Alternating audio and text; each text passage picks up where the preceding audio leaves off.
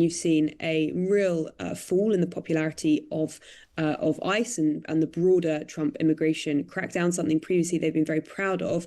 You've also seen a rise in support for, previously very unpopular stances like abolishing ICE, the agency, altogether. Tuesday at about this time, we head to the US to find out what's happening in Washington, where Lara Spirit is a woman cartwheeling through the corridors of power. Although today she's actually cartwheeled all the way to Iowa, where Donald Trump is going to be giving a speech later. It's a journey of about 900 miles. So, Lara, that's been a lot of cartwheels. How are you? I actually didn't make it to Iowa last night, and I forgot to tell you. Oh, no. Where are you right now? In true winter storm style, my flight was cancelled at the very last moment.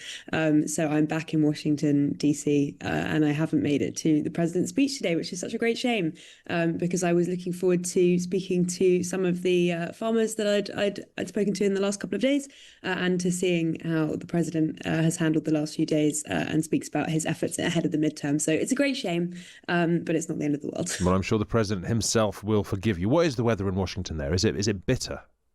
Yes, so we had a snowstorm overnight on Saturday into Sunday, quite a lot of snow, followed by loads of kind of icy rain and sleet, which has on top of the snow, which means that even if you walk on quite soft snow that looks sort of pillowy, sometimes you don't even break through the surface. It's very icy now. The roads really aren't particularly clear, nor are the pavements. And actually, the roads they have cleared, they've cleared the snow into the pavements, so you have to sort of jump over these massive amounts of snow across the road. So it's pretty lethal here, actually, at the moment. Yesterday, most people work from home. I don't know what the plan is with the wider Washington community today, but I'm quite enjoying still plodding into the office. Hopefully it will warm up soon. Doesn't look like it, though. Well, we'll come back to that maybe in a minute. But let's begin with Minneapolis, where the Trump administration is preparing to withdraw federal agents following a second fatal shooting of a US citizen by immigration officers. The incident has prompted outrage from both Democrats and Republican politicians. The commander-at-large of Border Control, Gregory Bovino, could leave the city today, along with some of his agents. Lara, I mean, from your perspective, why has this happened? Because it seems, from looking from over here, this seems to have happened because the videos that have been so widely seen of what happened in Minnesota with the shooting, with the killing there, just seems so brazen as to be undeniable, leaving the White House without its traditional defense of just denying it. Well, it definitely seemed, watching Caroline Leavitt, the White House press secretary, yesterday, that there had been some consideration or reconsideration of what the message from President Trump should be about this particular shooting. We did, of course, hear Leavitt refuse to echo the early sentiments from, the likes of Gregory Bovino, who you mentioned there, but also Kristi Noem, the Homeland Security Secretary, and Stephen Miller, of course, his crucial right-hand man and the White House Deputy Chief of Staff. So clearly at this point, there is a reconsideration. We know that the president met with Kristi Noem. It's been reported for a marathon 2 hours yesterday evening. We also know, on account of other reporting, that he had some representations made to him over the weekend and yesterday by some Republicans who were worried about this, particularly Lindsey Graham, of course, longtime Republican senator. Some of these, of course, concerned about the fact that traditionally immigration and border policies have been actually at the heart of the more popular Trump policies, not the less popular Trump policies. In recent months, when you look at the polling, you will see often that voters are by and large happier with the immigration crackdown than, say, the economy and questions around affordability. But in the wake of the shooting of Renee Good in Minneapolis a few weeks ago, that has really changed, and you've seen a real fall in the popularity of ICE and the broader Trump immigration crackdown, something previously they've been very proud of. You've also seen a rise in support for, previously very unpopular stances like abolishing ICE, the agency, altogether. Democrats now becoming much more bullish on something that previously they didn't want to talk that much about, given they knew this was perhaps slightly more popular. We're now seeing the Democrats threaten a partial shutdown of the entire US government over DHS funding and wanting further conditions added to that in the wake of the most recent shooting. So clearly at this point we're seeing something of a change from the president perhaps. Clearly we're going to have to wait and see what comes of investigations and wait and see how Trump talks about this in the weeks and months ahead. But at the moment, it does seem like there's been a slight change in position. And I would also say that this is not out of character for Trump in the most recent of days. If you look at what he did on Greenland, for example, there were those threats to European allies to acquire Greenland, to heap tariffs on those 8 European countries who were threatening to defy him. And that was, of course, walked back very publicly and notably in Davos. We also had Trump walking back in some respects, after Keir Starmer had raised his concerns with him about his comments about British troops in Afghanistan, but subsequently praising their efforts. So clearly, as I say, there are definitely areas in which Trump is, in the very recent history, happy to perhaps slightly change his approach. Oh, well, time now, Lara, for the most Trumpian moment of the week. Thank you very much. This is truly one of the great honors of my life. Go on, Lara. What is our most Trumpian moment of the week?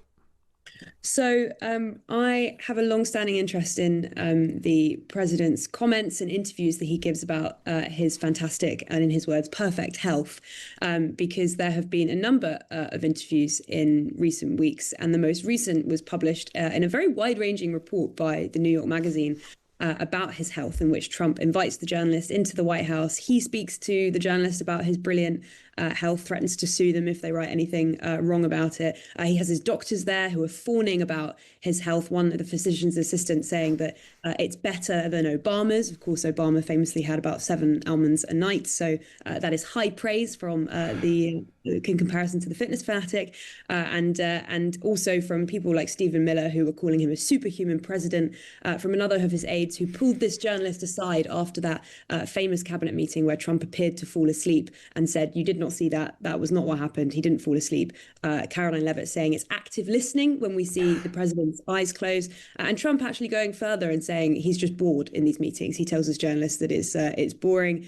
Actually, he is going around a room. He's hearing every word. He can't wait to get out, but he's sitting back and listening. So I would recommend everybody to read it. It's a very interesting read, given that there have been questions about, for example, bruising on his hands, swelling in his ankles, as I just said then, what appeared to be falling asleep, or at least closing his eyes in some public events. So it's a good look. And actually, it concludes that he does have, pretty phenomenal energy for somebody who's due to turn 80 this year. You have Marco Rubio in this piece talking about Trump's relative lack of sleep. Trump says, 5 hours is fine. Marco Rubio saying that when he's on Air Force One and he wants to get some sleep, he will sometimes cover himself up completely in the hope that when Trump walks down the corridors at some ungodly hour, that he will think that a staffer has fallen asleep and not Marco Rubio, and won't try and speak to him. So it's a good insight into what it's like to work with President Trump, who does appear to have lots of energy. It's also a good insight into the various questions around his health and his way of answering them. There is a bit where he talks about his father getting Alzheimer's, and he says he doesn't have Alzheimer's, but he also forgets the name of Alzheimer's, which I guess some people might read the wrong way, Lara.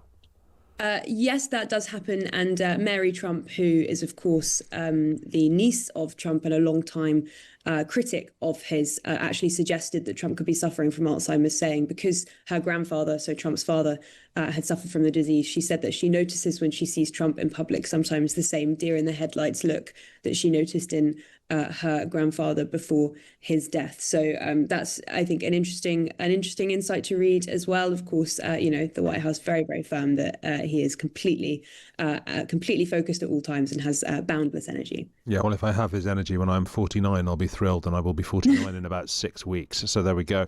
Look, finally, Lara, we were talking about the snow. So this week, as we compare Westminster versus Washington, we're going to compare winter. Tell us about rival winters, because it seems to me Washington's winter has got to be harder work. It is. I actually think that Washington's summer is harder work than Westminster's summer, because in Washington in the summer, you literally cannot be outside on certain days. It is so oppressively humid and hot. They take air conditioning extremely seriously here compared to in Britain. But yeah, the winter here, actually, for most of November, December, it was completely fine. But I've come back in January and there has been an extremely cold snap. Obviously, we've got this storm that's left, I think, something like 1 million Americans hours without power. DC was not the hardest hit by any stretch. There were plenty of other places that had it worse, but certainly there is a lot of snow and ice, and the shops in Washington, and this has actually been ridiculed by quite a few people who live in Washington but grew up elsewhere, particularly in hurricane-prone places like Florida. The shops in Washington were completely empty, some of them, in the last few days before the storm. So the Trader Joe's on 14th Street, near where I live, was raided by everybody who were obviously hoarding in advance of what they thought would be a very severe storm. And most people think that that's completely unhinged behavior. But it did definitely, when you went into stores the last few days, things have been looking pretty bare. So it's not the case that everyone's pretty chill about the storm here, I would say. People do get quite nervous.